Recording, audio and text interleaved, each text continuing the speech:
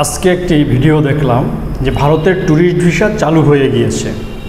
আরেকটি ভিডিও দেখলাম যে ভারতের ট্যুরিস্ট ভিসা নিয়ে সে ভারতে প্রবেশ করেছে। ভারতের ট্যুরিস্ট ভিসা সত্যিই কি চালু হয়ে গেল, নাকি কিভাবে তারা ট্যুরিস্ট ভিসা পেল, এই বিষয় নিয়েই মূলত বিস্তারিত থাকছে আজকের ভিডিওতে। তো আসুন ভিডিওটি শুরু করছি।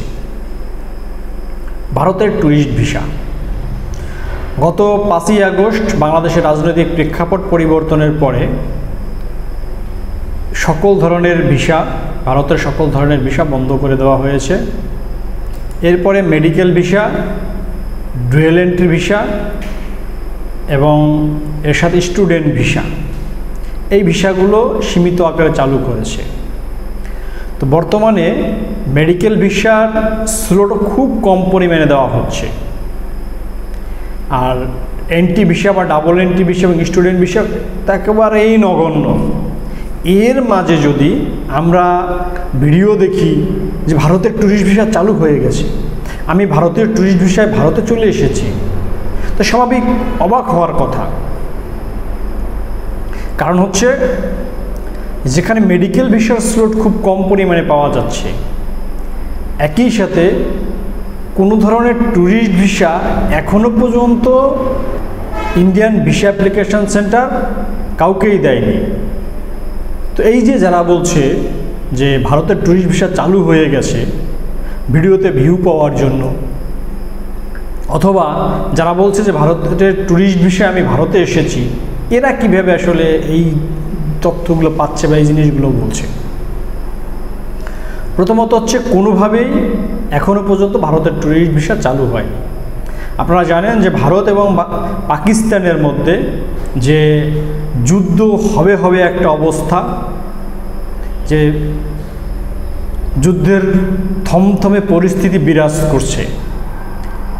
এর মাঝে ভারত কিন্তু সন্ত্রাস বিরোধী বা জঙ্গি বিরোধী অভিযান শুরু করেছে।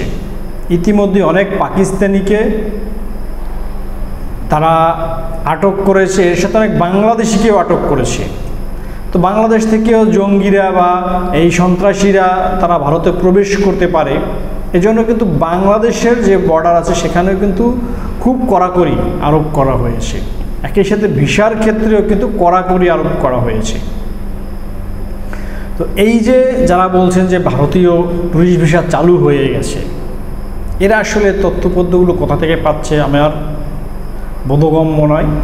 একই সাথে অনেকে বলছেন যে ট্যুরিস্ট ভিসা নিয়ে ভারতে চলে গেছে, এটা আসলে ট্যুরিস্ট ভিসা না, এটা হচ্ছে মেডিকেল ভিসার সাথে একটা অ্যাটেন্ডেন্স ভিসা দেয়, যে একজন রোগীর সাথে দুজন অ্যাটেন্ডেন্স দেওয়া যায়। তো সেই অ্যাটেন্ডেন্স ভিসায় অনেকে ভারতে প্রবেশ করছে। এবং অনেকে বলেছে যে হাই কমিশন থেকে তারা ভিসা নিয়ে আসছে। হাই কমিশন মূলত ভিসা দেয় না, ভিসা দেয় Indian visa application centre IVSC। তবে অনেকে ভারতীয় হাই কমিশন বরাবর, কিছুদিন আগে একটা অপশন ছিল ভারতীয় হাই কমিশন বরাবর অ্যাপ্লিকেশন করা গেছে, সেখানে অ্যাপ্লিকেশন করার পরে IVSC থেকে তাদেরকে ভিসা দিয়েছে।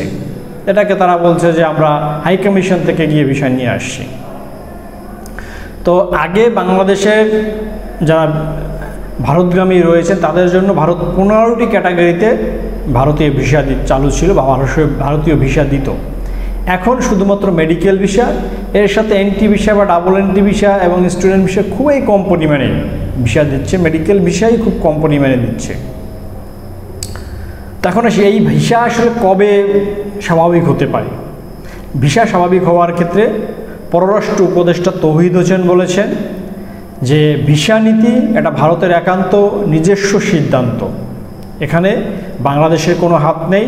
তিনি আরও বলেছেন যে ভারত চাইলে যে কোনো সময় ট্যুরিস্ট ভিসা চালু করতে পারে, কিন্তু ভারতের বর্তমান যে পরিস্থিতি সেক্ষেত্রে এই ট্যুরিস্ট ভিসা শীঘ্রই চালু হবে বলে মনে হচ্ছে না, এবং আদৌ বাংলাদেশিদের জন্য ভারতের ট্যুরিস্ট ভিসা চালু হবে কি না সেটাও কিন্তু একটা সন্দেহের বিষয় থেকে যায়।